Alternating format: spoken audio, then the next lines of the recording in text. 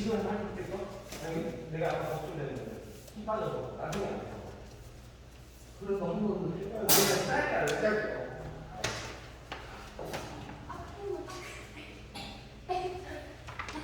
한번 쭉 빠져. 그리고 근데 약간 내가 지금 느꼈는데 목소리 약간 약해. 마이크 나오는 거. 아까 그러니까 우리 속에 약간 묻히는 느낌도 약간 나. 좀 더 힘이 시작하세요.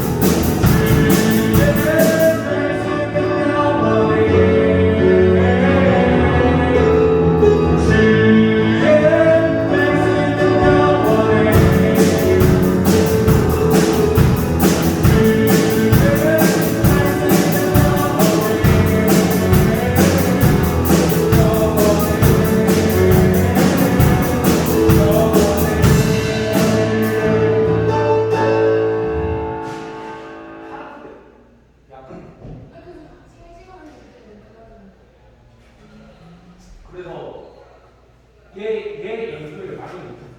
이거 치는데 탈이 안 돼. 왜?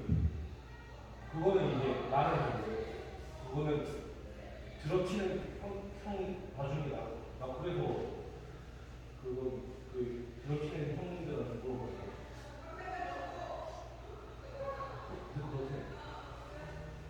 내가 볼 때는 악기 치면서 장시간 치는데 몸이 아프다는 건 자세 문제거든. 형이 나중에 알아. 지금 나중에 치면 안 돼. 나중에 치다가 힘주면 안 돼. 최대한 네가 조절을 해.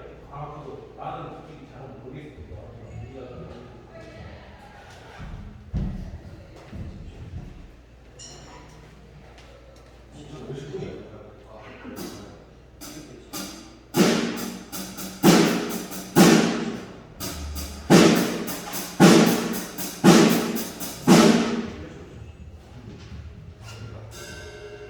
거지.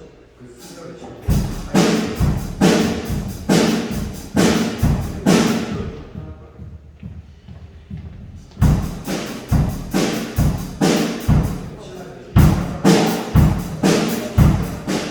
뭐라고?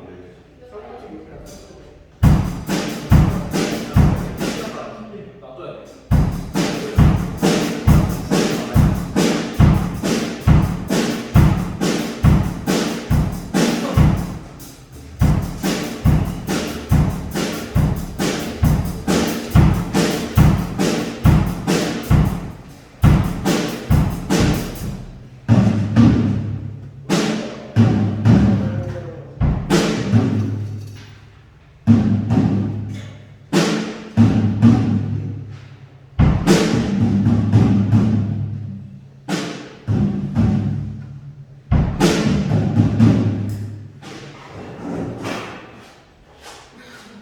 베리타스 아까 오셨잖아. 뭐 이상하신 거. 뭐야?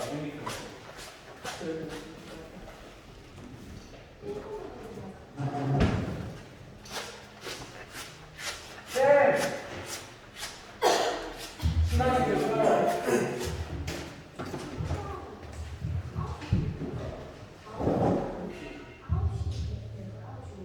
뭐라고? 지금 몇 시지? 근데 지금 오늘 되잖아.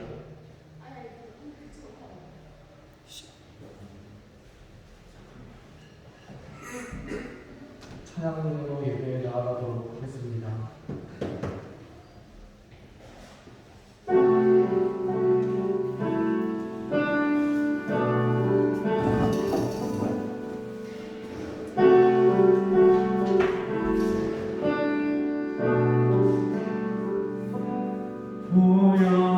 보여지는 예배하오니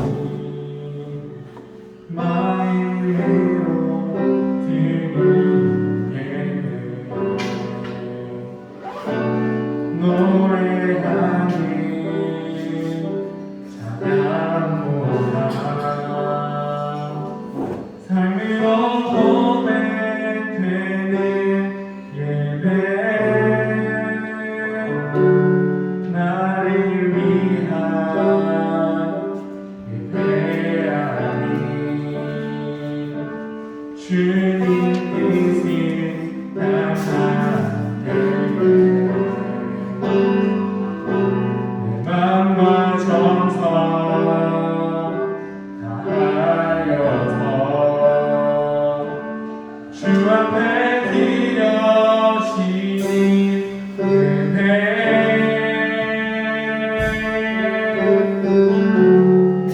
주 앞에로 드려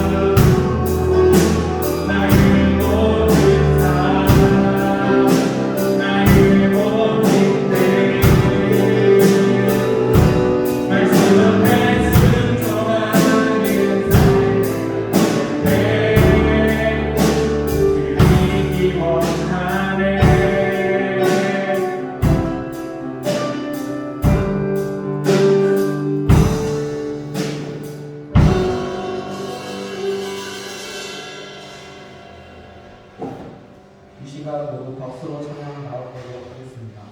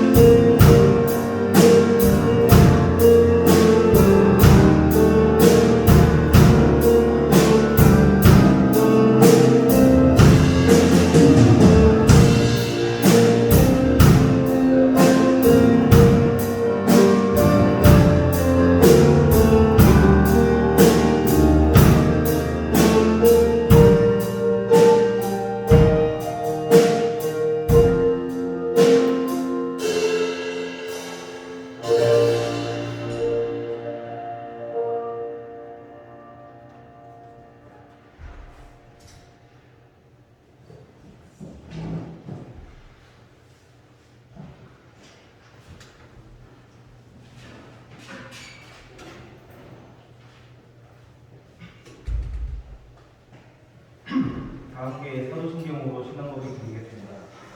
나는 전능하신 아버지 하나님, 하나님 일단 천지의 성령을 믿습니다. 나는 그 일하신 아들, 그 예수 그리스도입니다. 그의 성령을 인도하여 정부가 많이 가르치고 성기와 제자들에게 그만을 받아 십자가로 감사드리기 사랑하게 죽은 자 가운데서 다시 살아나셨으니 하나의 우리가 전능하신 하나님 우리를 사랑하는 자와 죽은 자를 축복하고 있습니다. 나는 성령입니다. 성도의 일과 죄를 용서하신 분과 주의 구원과 다 함께 찬송과 선배님 신장드리겠습니다.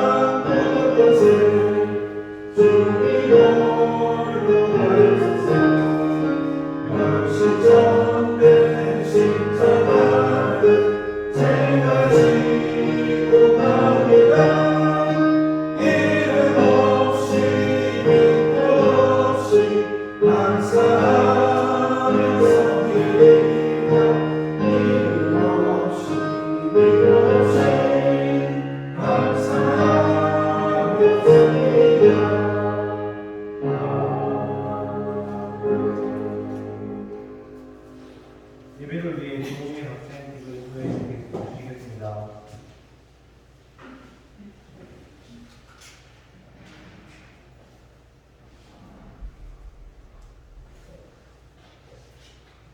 하나님 아버지, 이번 한 주도 잘 보내게 해주셔서 감사합니다. 내일부터는 월 한 달이 시작합니다. 4월 한 달도 잘 건강하게 보내게 해주셔서 감사하고 5월 한 달은 우리가 더 열심히 하나님 말씀을 듣고 실천하게 해주세요. 오늘 나오지 못한 친구들 은혜 주시고 항상 건강하게 해주세요. 예수님 이름으로 기도합니다.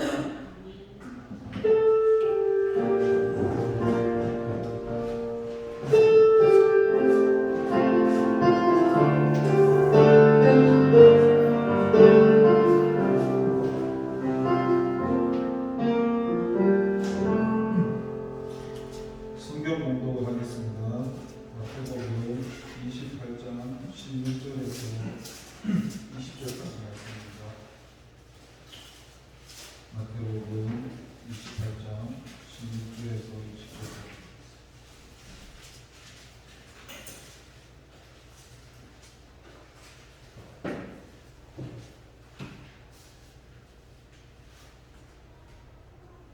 찾으셨다면 함께 공독하도록 하겠습니다. 열한 제자가 갈릴리에 가서 예수께서 지시하신 산에 이르러 예수를 배우고 경배하나 아직도 의심하는 사람들이 있더라. 예수께서 나와 말씀하여 이르시되 하늘과 땅의 모든 것들을 내게 주셨으니 그러므로 너희는 가서 모든 민족을 제자로 삼아 아버지와 아들과 성령의 이름으로 세례를 베풀고 내가 너희에게 공부한 것을 모르고 가르치되 볼지어다 내가 세상 끝날까지 너희와 항상 함께 있으리라. 기도하겠습니다. 하나님 아버지 감사합니다. 하나님 우리를 사랑하셔서 이렇게 귀한 말씀을 주셨습니다. 이 시간 이 말씀으로 은혜를 나누려고 합니다. 성령 하나님 이 시간 말씀하시고 우리 안에 생명으로 역사하여 주시옵소서. 감사드리고 예수님의 이름으로 기도를 드립니다. 여러분 반갑습니다. 삼위일체 하나님을 믿고 찬양을 드립니다. 16절을 다시 한번 읽어보겠습니다. 11제자가 갈릴리에 가서 예수께서 지시한 산이므로. 이 16절은 그리스도 부활 소식을 전해 들었던 제자들이 주님께서 말씀하셨던 어떤 갈릴리의 어느 산으로 간 사실에 대해서 보도하는데, 본문의 끝에 보니까 지시하신 산에 이르러라고 합니다. 이 산을 정확히는 알 수 없지만 이게 아마 마태복음 5장에서 산상수훈을 말했던 팔복산이 아니었는가 싶습니다. 어쨌든 부활하신 주님께서는 그 영광의 모습을 보여주시기 위해서 당신의 제자들의 갈릴리의 한 산으로 소집을 하셨습니다. 그렇게 해서 주님의 말씀을 따라서 이곳에 모인 제자들은 주님의 영광스러운 그런 모습을 볼 수 있었습니다. 그런데 여러분, 우리도 주님과 만나기로 한 장소가 있지 않습니까? 혹시 어딘지 아십니까? 바로 하늘 시온산에 있는 새 예루살렘 성입니다. 주님은 우리한테 그렇게 말씀하셨습니다. 내 아버지 집에 거할 곳이 많도다. 그렇지 않으면 너희에게 일렀으리라. 내가 너희를 위하여 초소를 예비하노니라고 말합니다. 그래서 우리의 그 삶의 삶은 주님께서 언약하신 그 천국으로 행진하는 그런 삶입니다. 근데 모든 그리스도인들은 그렇게 다른지를 지어야 됩니다. 이 사도 바울이 빌립보서에서 말하기를 형제들아 나는 아직 내가 잡은 줄로 여기지 아니하고 오직 한 일, 즉 뒤에 있는 것을 잊어버리고 앞에 있는 것을 잡으려고 표대를 향하여 그리스도 예수 안에서 하나님이 위에서 부르신 부름의 상을 위하여 쫓아간다라고 고백했는데, 우리도 이렇게 사도 바울처럼 고백해야 됩니다. 여러분, 주님이 우리하고 만나기로 약속하신 것이 지금 우리가 살고 있는 이 땅이 아니라 천국이라는 것입니다. 그래서 우리는 천국에 이를 때까지 날마다 그곳으로 나가야 됩니다. 그럼 저와 여러분들이 지금 이 땅에 살면서 그곳을 향해서 가고 있습니까? 아니면 세상의 것에 미련을 두고 주저앉아서 살고 있지는 않습니까? 그래서 우리는 하늘을 바라보면서 하늘의 영광을 위해서 살아가야 됩니다. 우리는 두 가지 신분으로 살죠. 이 땅에 대한민국의 시민으로 살면서 천국의 시민권을 두고 사니까.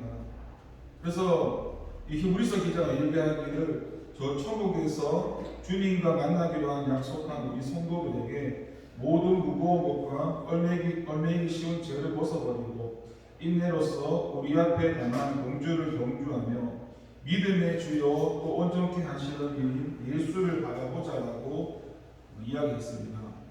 주님이 우리에게 만나기로 약속한 저 천국을 향해서 날마다 달려가는 저와 여러분들이기 원합니다. 16절을 다시 한번 읽어보겠습니다. 11 제자가 갈릴리에 가서 예수께서 지시하신 산에 이르러. 주님께서 분명히 말씀하셨죠. 갈릴리에서 만나기로 약속하셨습니다. 여러분, 갈릴리가 어떤 곳이라고 했습니까? 그곳은 예수님께서 처음 사역하셨던 공생애를 시작한 곳이고, 그 중에 또 두 사람 빼고 중심에 있는 제자들, 일을 했던 제자들을 부르신 곳입니다.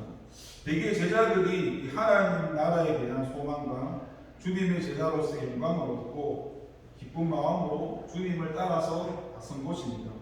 그런데 제자들이 주님께서 십자가에 죽으시고 난 뒤에 그 꿈과 소망을 어떻게 되었습니까? 그걸 다 잃어버리지 않았습니까? 그렇게 슬픔과 절망에 빠져서 있을 때 죽은 예수님만 생각하면서 두려워 떨고 있었습니다. 주님께서는 그들에게 처음 만났던 갈릴리에서 다시 한번 만나셨습니다. 그래서 주님께서 부활하시고 영광스러운 그런 부활의 모습을 제자들 다시 한번 보여주시기 위해서 다시 한번 천국에 대한 소망과 믿음, 승리의 확신을 위해서 다시 한번 갈릴리로 오라고 이야기한 것입니다.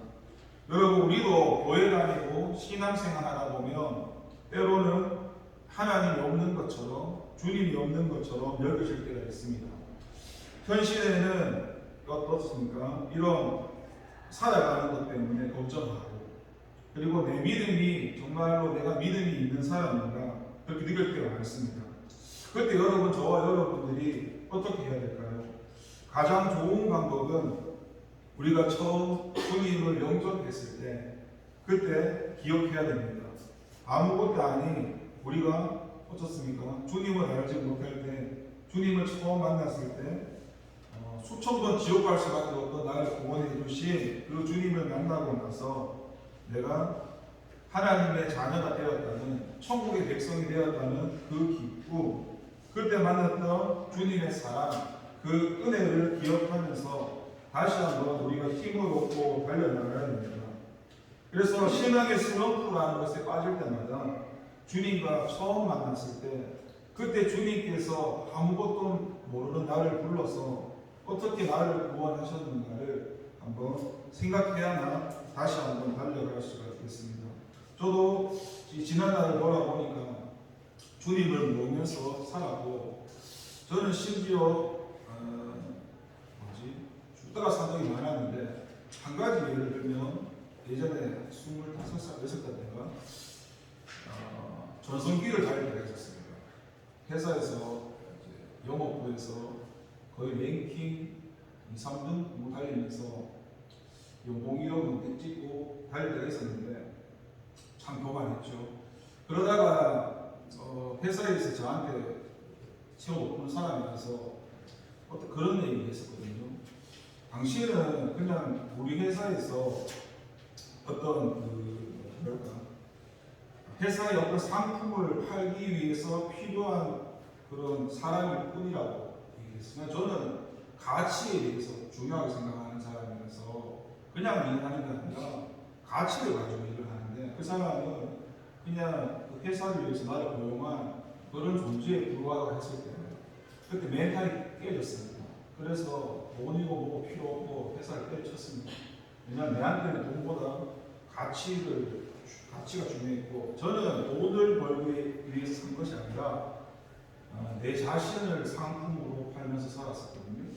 그래서 고객도 참 많았고, 아무튼 근데 그때 멘탈이 나가고 돈이고 뭐 필요 없고, 그때 이제 아무튼 중요한 되고, 아무튼 결국 그때 마음 예수를 안 믿으니까 마음의 위안을 삼고자 이렇게 차를 몰고 가다가 앙토르지 떨어졌습니다.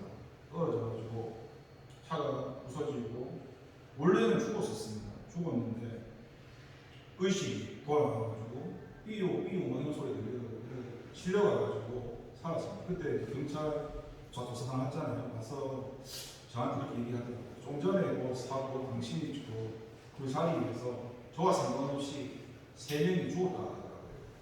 그 제가 포함하는 분들인데, 그 빗길이었고 굉장히 무겁고 그런 날이었는데, 근데 그때 저하고 차에 그때 당시 친구가 타고 있었는데 둘 다 안 죽고 살았는데, 그래서 경찰이 저한테 당신은 하늘의 운을 타고난 인간이라고, 다시 살았으니까 남은 인생을 세상 사람들을 위해서 좋은 일 하고 살아라고 이야기했거든요.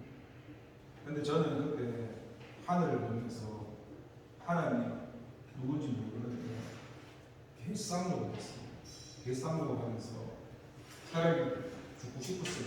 차라리 죽었으면 좋았는데 왜 나를 살려냐고 하나님께 제가 막 저주도 하고, 하나님은 모를 테니까. 근데 나중에 이제 구원받고 나는 거 깨닫고 난 뒤에 그때 이제 조금씩 하나씩 알고 있었습니다. 하나님이 그때도 나와 함께 하셨고, 그때 죽었으면 뭐 지옥에 살게 있겠죠. 근데 살리셔서, 그때 제가 의식이 돌아갔을 때 확인을 해보니까 차도 없잖아요. 거의 폐차 수준이 되어가지고 폐차시켰거든요. 근데 제가 그때 다쳤는 부분이 갈비뼈가 나갔었고요. 뒤에 허리 디스크가 왔었어요. 근데 그 사실을 숨기고 살았는데 그러다가 아무튼 제가 그런 얘기를 하는 이유는 예수님을 잘 모를 때 그렇게 살 때 세상 좋아하고 그렇게 세상으로 성공하는 거 좋아하고 주님 모르고 살았는데 얼마든지 제가 하나님께서 너무 지옥할 수밖에 없는 일이 너무 많았는데 하나님께서 은혜 가운데 간섭해 주셔서 그런 걸 생각해 보면은 지금도 가슴이 좀 이렇게 감사한 것도 참 많고 뭐 보여주는 모습이 다른 사람들이 볼 때는 어떻게 볼지 모르겠지만 세상으로 성공하는 삶은 아니겠지만 세상 기준에서는 그래도 저한테 그게 중요한 건 아닙니다. 예.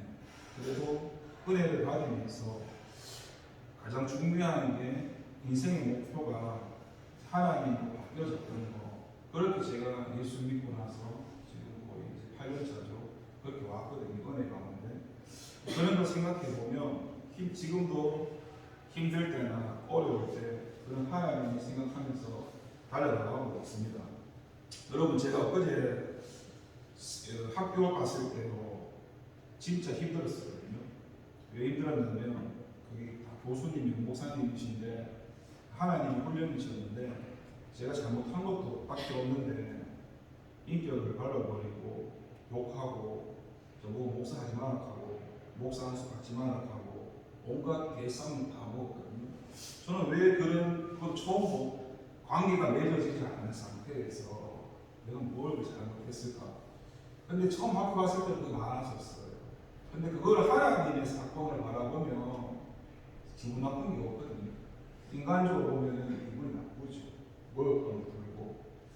예. 근데 하나님 편에서 내가 결국에 뭐 죽어요. 내가 강한 가치관이 있잖아요. 그 예수님과 죽었던 그 십자가 내 자아가 죽었는데 우리는 살았다고 생각하거든요. 그때 보통 사람들은 잘 몰라요. 그냥 이건 죽었지 라고 하면은 이게 그 안에서 내려요. 근데 그거를 내가 부인 안 하면 계속 옛사람이 말을 하고 사는 거예요. 배우게 살거든요. 근데 그때 아니야 이건 나 십자가 죽었어 선포하면 쑥 내려가요. 그 가짜가 내려간다고. 근데 그때 제가 그걸 알고 있어도 당연히 안 하는데 자존심 상하고 그랬었죠. 아무튼 그것도 지나보니까 하나님의 은혜였죠. 왜냐하면은 여러분 불순종 알죠? 불순종. 저 진짜 예수 믿고 불순종 안 했거든요. 뭐 작은 거는 많이 했었죠. 그래도 주님이 시킨 거에 대해서는 불순종 거의 적은 필요 없어요. 뭐 교회 다닐 때도 이해 안 돼도 100% 그냥 시키면은 목사님한테 반대로 한 적도 없고 이해가 안 돼도 속으로는 좀 못했을지 모르겠지만 앞에서는 그래도 그게 아닌 하나님께서 아닌 것 같아서 아무튼 그렇게 왔는데 최근에 불순종 한번 하고 싶었거든요. 그 진짜 심하게 한번 멘탈 나가가지고 저 사람을 내가 깨뜨리려고 저는 이 성경 가지고 그 사람하고 싸웠습니다. 내가 이겼거든요. 그 사람은 신학 지식으로 싸웠고 저는 성경으로 싸웠거든요. 당연히 내가 이겼죠. 그 사람은 목사인데. 근데 그게 하나님이 원하시는 일이었었어요. 그리고 그분이 저보고 학교에서 나가라고 했었고 아무튼 그런 상황 가운데서 제가 다시 속이고 순종할 수 있을 때 감사한 게 뭐냐면 창세기에 보니까 그 생각이 나는 겁니다. 하나님이 사람을 만드시고 에덴 동산을 다 맡겨주셨지 않습니까? 맞죠? 그리고 다 주셨는데 선한 나무를 정말 했는데 그걸 먹게 하지 않습니까? 쫓겨나지 않습니까? 그러니까 불순종 한번 한다는 게 얼마나 큰 죄인가를. 그리고 사울왕을 주님께서 불렀지 않습니까? 사울왕을 부를 때 어때요? 그 사람이 몫으로 겸손했거든요. 그런데 그런 자신의 모습을 망각하니까 나중에는 어때요? 하나님의 명령에 불순종하고 자기가 하고 싶은 것만 순종하고 하기 싫은 것은 불순종하고 그래서 아말렉을 싫어하는 그 하나님 말 불순종하지 않습니까? 자기의 또 기념비를 세우고 말도 안 되는 일을 하는데 그래서 다시 한번 은혜가 무엇인가 돌아갔을 때 그런 것 가지고 주님이 붙들어 주시는 거 간섭하시는 거 내가 잘못된 길로 가지 않도록 하는 그런 은혜를 생각했을 때 다시 한번 주님께로 달려갈 수 있다. 여러분도 어떻게 힘든 상황 가운데 있는지 모르겠지만 처음 구원하셨던 그 은혜와 지금도 비록 많은 힘듦이 있겠지만 그런 주님께서 간섭하시는 상황 가운데서 다시 한번 달려가기를 바랍니다. 17절에 보니까 11제자가 주님을 뵙고 경배한 사실이 나옵니다. 17절 읽어보면 예수를 배웠고 경배하는 아직도 의심하는 사람들이 있다라고 합니다. 이 보통 경배한다는 말을 쓸 때 하나님을 예배할 때 경배한다는 단어를 쓰거든요. 지금 제자들이 지금까지 주님을 하나님으로 경배한 적이 없었습니다. 근데 부활하신 예수님을 보고는 그분을 진정한 하나님으로 예배드리게 된 겁니다. 여러분 어떻습니까? 우리도 예배드리는 수준이라는 게 시간이 지남에 따라서 성장해야 됩니다. 보통 사람들이 처음 주님 믿었을 때는 그저 은혜를 베풀어 주시는 그런 원한 하나님 얘기도 좀 들어주십시오. 그런 마음으로 예배를 드립니다. 그런데 믿음이 성장할수록요 이미 받은 은혜에 감사하면서 우리가 주님을 찬양하게 되죠. 그리고 신앙이 성장하면은 하나님 어떤 분이시는구나 하나님을 알게 되고 진짜 순수한 마음으로 하나님 감사한 마음으로 주님한테 예배드리고 그게 진짜 예배입니다. 근데 조건을 가지고 예배드리는 것은 예배가 아닙니다. 우리가 주님한테 은혜를 받든지 내 기준에서 받든지 못 받든지 그건 중요한 게 아니고요. 은혜를 못 받는다 하더라도 내 기준에서 그냥 주님 자체를 사랑하는 그 마음으로 주님을 경배하면서 드리는 그 예배가 진짜 순수한 예배고 참 예배의 모습입니다. 근데 어떤 분들은요 주님 섬기신 지가 수십 년이 되었는데도 아직도 무엇을 좀 달라고 하나님과의 관계를 기부의 계획 관계 있잖아요. 그렇게 맺어가지고 조건부 예배 드리는 사람이 참 많거든요. 그러면 그 사람이 수십 년 동안에 하나님 주신 은혜가 얼마나 많겠습니까? 수도 없이 많죠. 그러면은 감사를 드려도 끝이 부족함이 없을 텐데 그런 생각을 전혀 하지 못하는 겁니다. 그러니까 예수 그리스도라는 하나님의 아들 구주를 내가 영접한 사실 그거 하나로만 내가 구원받았다는 사실만으로도 감사해야 되는데 대부분은 구원받았다는 의미가 뭔지를 잘 모르거든요.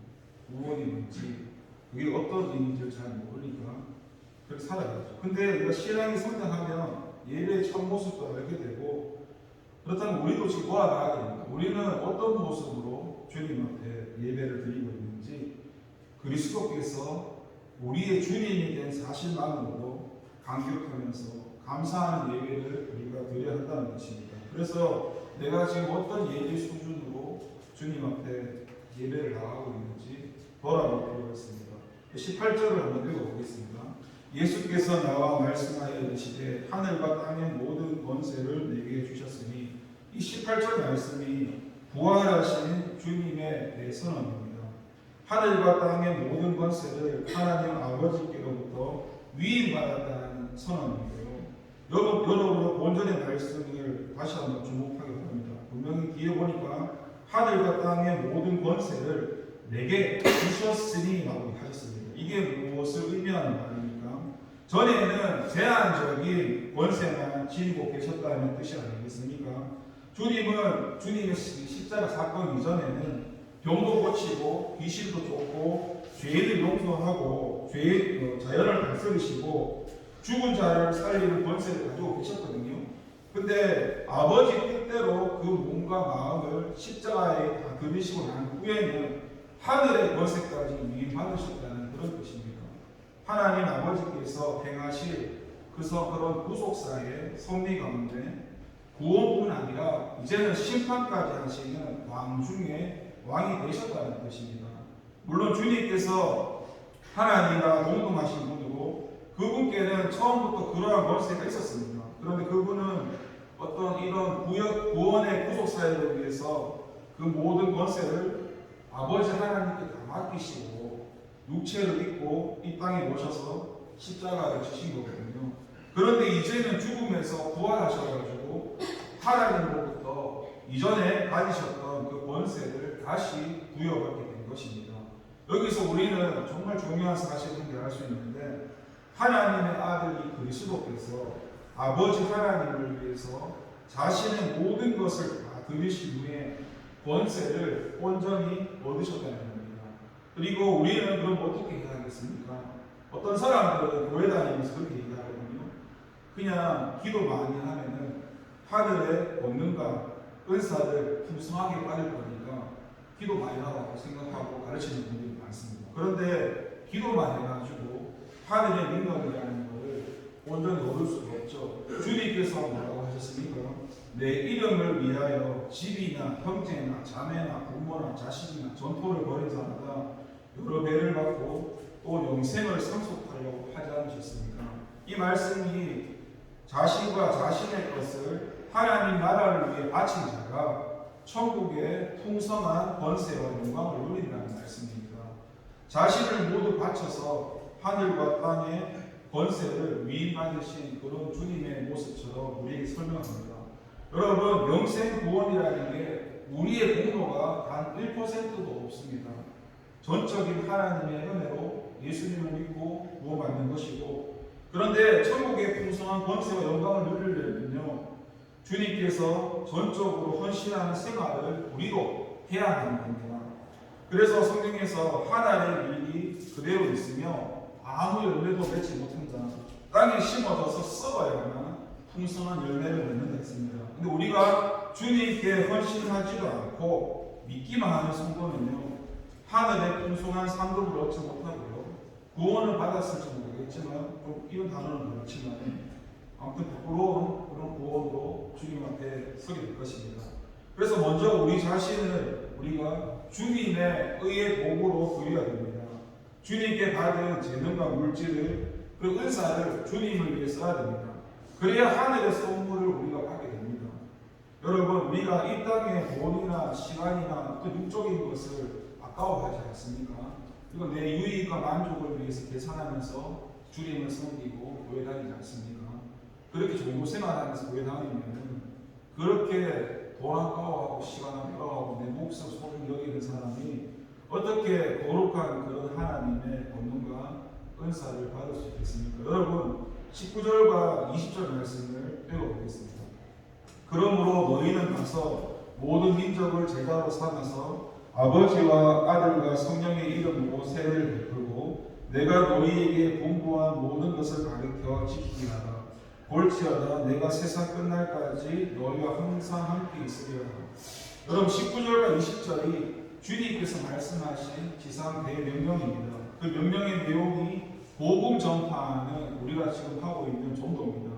지금 부활하신 주님께서 주님의 영광을 목격한 제자들이 할 일은 주님과 주님의 구원 은혜를 이제 전파하는 일밖에 남지 않았습니다. 그래서 여러분, 저와 여러분들이 이 땅에서 해야 할 일이 많지만 이런 전도와 관련된 일을 해야 되겠죠. 물론 주님 앞에 자랑할 것은 없는데 여러분 한번 생각해 보십시오. 내가 명예를 얻고 부를 얻어도 그 일은 다만이 잘 되는 일입니다. 교회에서 큰 직분을 얻고 근데 자랑할 것이 못 됩니다. 여러분, 아무리 큰 교회당을 갖추고 지었어도 마찬가지입니다.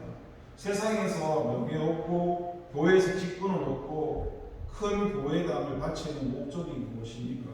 전도하는 것이 아닐까요? 근데 기독교를 위해서 온 생애를 헌신했던 사도 바울이 증언하기를 뭐라고 하냐면 우리의 소망이나 기쁨이나 자랑의 면류관이 무엇이냐? 그의 강림하실 때 우리 주 예수 앞에 너희가 아니냐? 너희는 우리의 영광이요 기쁨이라고 했습니다. 우리가 천국에서 주님 앞에 설 때 자랑할 수 있고 또한 우리를 기쁘게 할 수 있는 것은 오직 복음 전파밖에 없다는 겁니다. 여러분, 주님께서 이 땅에 오셔서 피 흘리면서 죽으신 목적이 무엇입니까? 바로 영혼들을 구원하시기 위함이 아닙니까? 그러면 주님이 가장 기뻐하시는 일이 무엇일까요? 바로 영혼을 구원하는 일입니다. 그러한 영혼 구원의 방편에 복음 전파인데, 그런데 복음 전파가 장차 주님 앞에 유일한 자랑거리가 된다는 겁니다. 주님께서 영혼 구원에 수고한 자들을 위로하고 칭찬하시기 때문에 우리의 기쁨이 되어야 됩니다. 주님 앞에서는 모든 자랑이 다 무익합니다. 그러나 오직 하나, 복음 전파하는 것을 자랑할 수 있습니다. 우리는 하나님을 자랑하고 살아야 됩니다. 하나님을 부끄러워하면 안 되고 늘 하나님을 자랑하면서 나를 구원하신 그 하나님의 은혜를 우리가 먼저 맛보고 다른 사람에게 그 구원을 전해야 됩니다. 여러분, 주님의 명령에 따라서 복음 전파하는데 시간을 좀 쏟으십시오. 바울은 이 하나님의 은혜 복음을 전하는 일을 마치려 하면은 다른 것도 아니 자기 생명까지도 조금도 귀한 것으로 여기지 않는다라고 말하면서 살았던 사람입니다. 여러분, 바울의 이러한 정신을 본받아서 복음 전파하는데 충성된 저와 여러분 되기를 바랍니다. 19절의 말씀을 다시 한번 보니까 그러므로 너희는 가서 모든 민족을 제자로 삼아서 아버지와 아들과 성령의 이름으로 세례를 베풀고, 여기 지금 보니까 너희는 가서 모든 족속으로 제자를 삼으라 하였습니다. 이는 복음의 전도의 대상을 가르쳐 주시는 말씀인데요. 주님은 어떠한 특정한 신분이나 제한된 지역에만 복음을 전하는 그런 편협한 복음을 말씀하시는 게 아닙니다. 주님은 지금 모든 족속, 곧 모든 지역의 모든 사람들, 언어와 문화의 장벽을 뛰어넘고 그런 민족의 감정을 허물고 정의와 이념을 초월하면서 신분을 불문하고 세상 모든 사람들한테 복음을 전하라고 하셨습니다. 이것을 다르게 말하면 모든 인간적인 편견을 버리고 모든 사람을 대상으로 복음을 전하라는 말씀입니다. 여러분, 무제한적이고 무조건적인 주님의 사랑이 어찌 인간의 편견 때문에 장애를 받겠습니까? 그래서 복음 전파의 사명을 맡은 우리는 먼저 우리가 어떻습니까? 굳게 생각하는 그런 담을 허물어야 되고, 이 사람에게만 전하면 된다, 그런 편견을 다 버려야 되죠. 그래서 우리가 복음이 필요한 모든 사람들한테 복음을 전해야 됩니다. 흑인한테도 전해야 되고 백인한테도 전해야 되고, 우리가 무슬림이죠. 그렇죠. 그리고 가난한 자에게도 부자에게도 무명인에게도 미개인에게도 차별하지 않고 복음을 전해야 됩니다. 그래서 복음과 하나님의 사랑은 차별이 없다는 사실을 알아보고 너희는 가서 주님의 명령에도 유념해야 됩니다. 주님은 인류 구원이라는 그런 큰 사역에 우리의 손과 발과 입술을 빌리시려고 합니다. 따라서 우리는 단순한 마음으로 기도만으로 이런 선교하는데 그렇게 서는 것이 아닙니다. 우리는 적극적으로 정말로 우리의 시간이나 몸이나 마음이나 물질이나 모든 것을 좀 어렵게 꺼내 가는데 목숨까지도 주님께 맡기고 살아야 됩니다. 주님께서 가라고 하시는 그 주님의 명령이 단순합니다. 가라 하면 가면 끝입니다. 그런데 가라 하는데 안 가면 문제가 있는 거죠. 여러분, 신앙생활 하는 거 어렵지 않습니다. 어렵게 생각하면 어려운데 쉬운 방법은 하나밖에 없습니다. 주님이 가라 하면 가고 가지 마라 하면 안 가면 됩니다. 이것만 하면 신앙생활 끝나는데, 가라 하는데 가지도 않고 가지 마라 하는데 가고 있으면 그 신앙생활이 문제가 되는 것이죠. 이 간단한 이런 원칙을 알면, 물론 이게 내 힘으로 되는 건 아니니까 그렇게 우리가 신앙생활 해나가기 바랍니다. 그리고 19절에서 중반부와 20절 상반부를 보니까 주님은 제자를 삼아서 너희에게 공부한 모든 것을 가르쳐 지키게 하라고 했습니다. 주님께서 이런 복음 전파의 목표를 제시해 줄 것입니다. 가르치고 훈련시켜서 그들로 주님을 따르는 자로 만들라는 것입니다.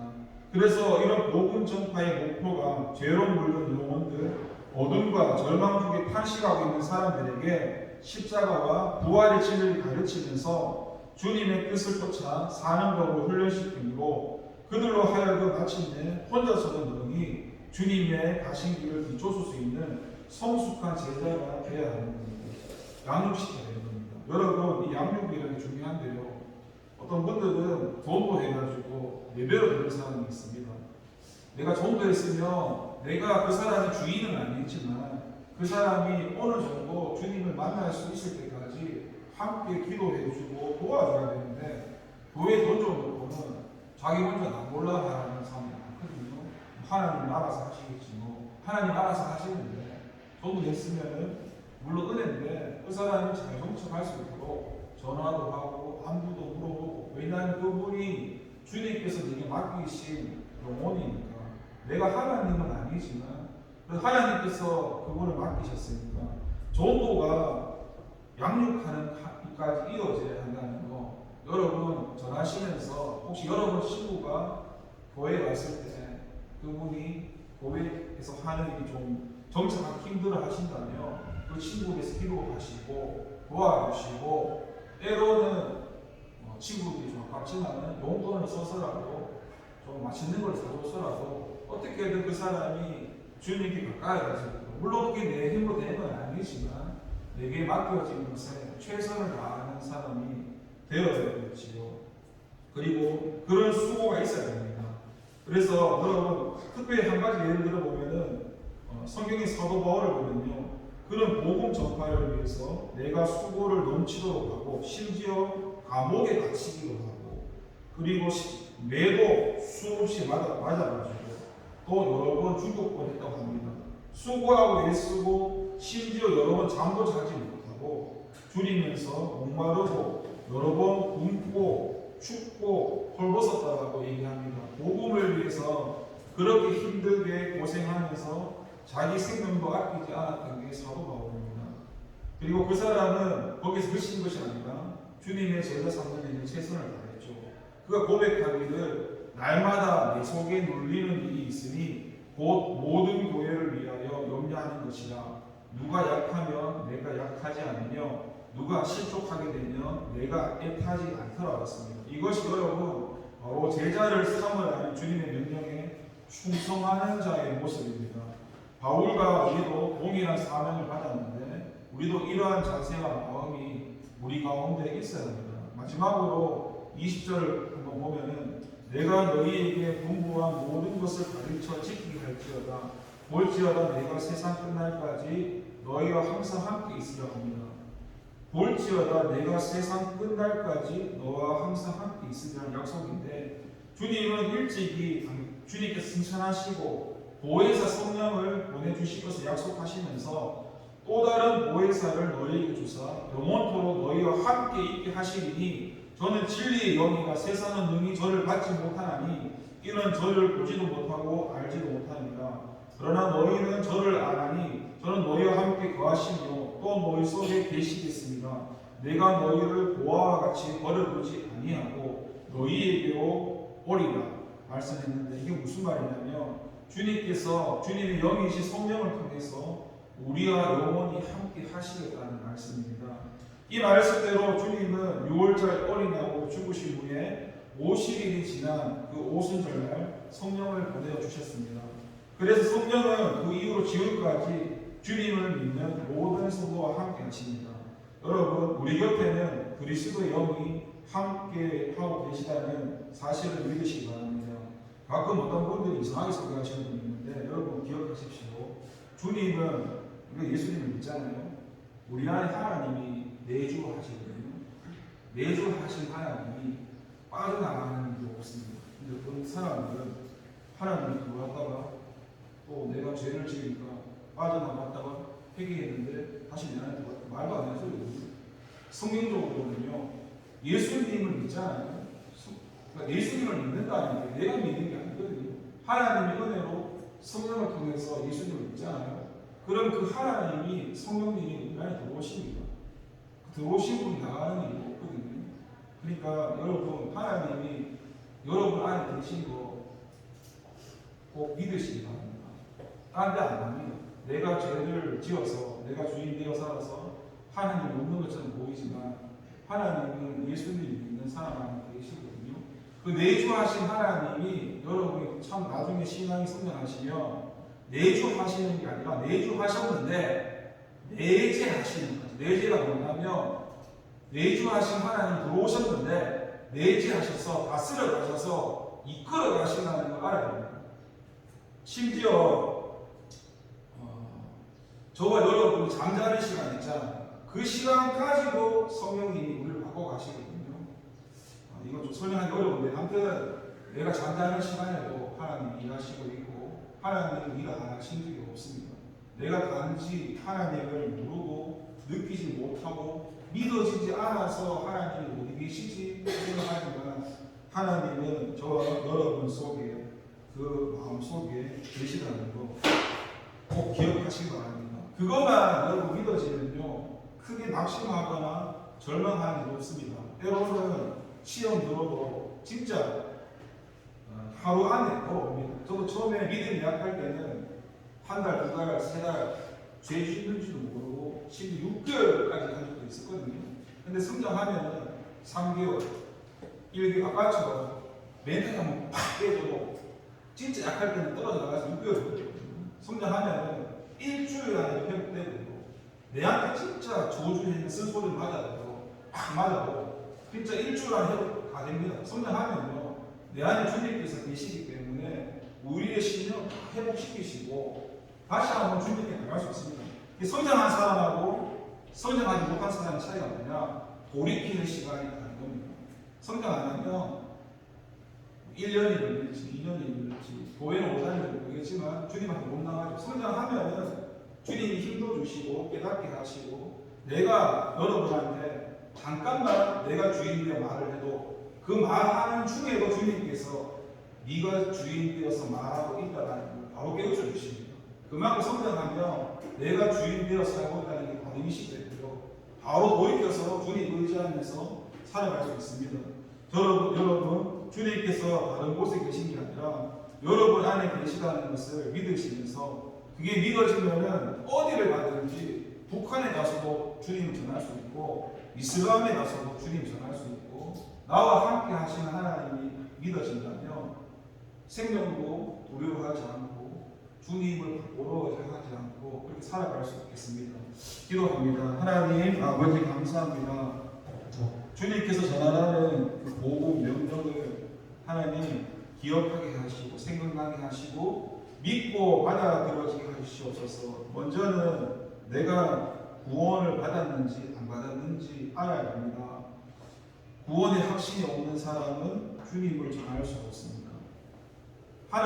내가 예수님을 믿었다고 생각하는 사람은 주님을 전하지 못합니다. 그런데 나는 수천 번이나 지옥 갈 수밖에 없는데 그런 나 같은 사람을 주님이 구원하셨다고 은혜를 아는 사람은 내가 주님을 전할 수 있습니다. 왜냐하면 주님을 믿은 것이 내가 믿는 것이 아니라 하나님의 전적인 은혜라는 걸 알았기 때문입니다. 그 말씀을 아는 사람은 주님께서 말씀하신 복음 전하는 것에 크게 문제를 두지 않습니다. 때로는 내 돈도 아깝고 내 시간도 아깝고 내가 손해보는 것 같고 뭐 이렇게까지 하면서 예수를 믿어야 되나 전도해야 되나 온갖 별의별 생각이 들지 않습니다. 든다 하더라도 다시 한번 주님께서 깨우쳐 주셔서 그것이 회복되어서 오히려 시간 들일 수 있는 거 감사하고 돈 들일 수 있는 거 감사하고 내 생명 정말 보잘것없는 지옥 갈 수밖에 없는 나를 구원하신 이런 나를 주님께서 도구로 사용해 주신다는 자체만으로 감사하면서 기뻐하면서 달려갈 수 있습니다. 근데 이게 깨달아지지 않으면 끊임없이 계산하고 대보고 살아갑니다. 우리가 우리의 신앙이 성장해서 나의 유익과 만족을 위해서 주님을 이용하고 주님을 수단으로 여기면서 종교 생활하지 않게 하시고 주님이 나를 구원하시고 나를 위해서 죽으시고 부활하시고 승천하시고 다시 오실 그 주님이라는 거 그 주님을 기억하고 예배하는 저와 중고등부 친구들 될 수 있도록 도와주세요. 예수님의 이름으로 기도를 드립니다.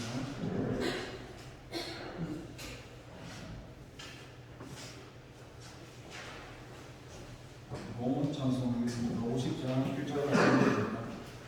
Thank you.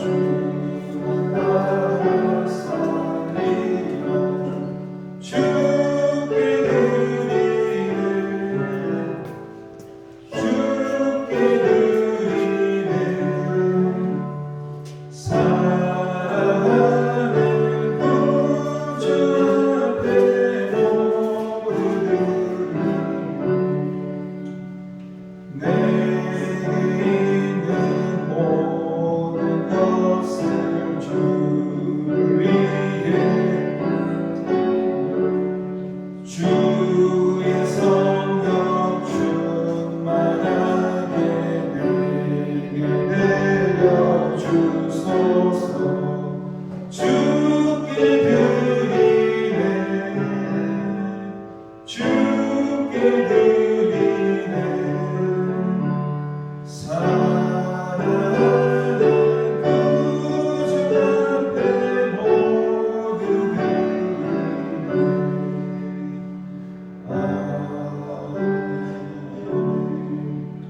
드리네. 기도하겠습니다. 하나님 감사합니다. 형식과 습관으로 예배드리지 않게 하시고 형식과 습관으로 헌금하지 않게 하여 주시옵소서. 헌금 드릴 때 돈 드리는 게 아까워서 돈을 드릴까 말까 그런 마음으로 헌금 드리지 않게 하시고 그런 가운데 신앙이 있다면 그 신앙에서 더 발전되어서 하나님께 감사해서 헌금 드리게 하시고 거기서 더 발전해서 모든 것이 다 하나님의 것이라는 게 믿어지고 드릴 수 있다는 자체가 감사라는 그렇게 우리의 신앙과 모습이 날마다 성경대로 할 수 있도록 도와주시고 우리의 필요를 아시는 주님 우리의 필요함을 채워주시고 주님을 더욱더 섬기고 믿음 가운데 살아갈 수 있도록 도와주세요. 예수님의 이름으로 기도를 드립니다.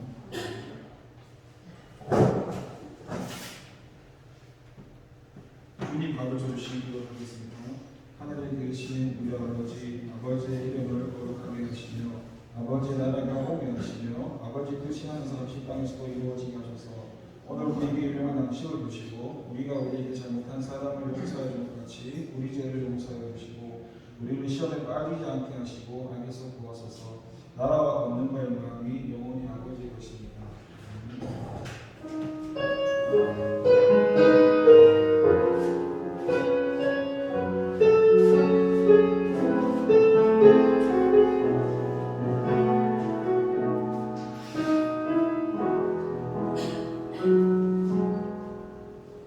모두 자리에서 일어나 찬양 드리겠습니다.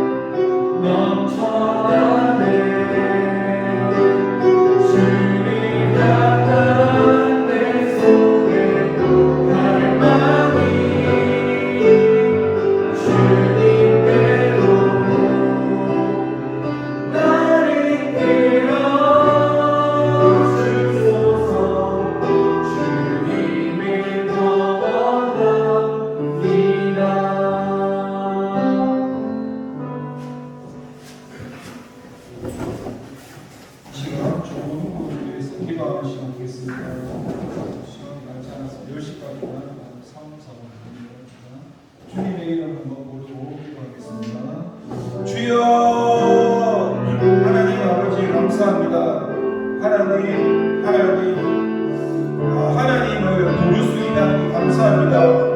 하나님 알지 못할 때 하늘을 향해서 하나님께 욕을 하고 하나님을 저주하고 살았는데 그때는 하나님이 누군지도 몰랐습니다. 그렇게 살았더라면 그렇게 내버려 두셨더라면 나는 이미 이 세상에 없었고 이미 나는 영원한 지옥에 살고 있을 것입니다. 그런데 나의 죽음도 내 생사복을 주관하시는 하나님께서 나를 죽음에 내버려 두지 않게 하시고 먼저는 나의 육적인 생명을 구원하시고 육적인 생명을 구원하신 게 아니라 이제는 영적인 생명까지 구원하셔서 하나님을 알지도 못했는데 그 저주하던 하나님이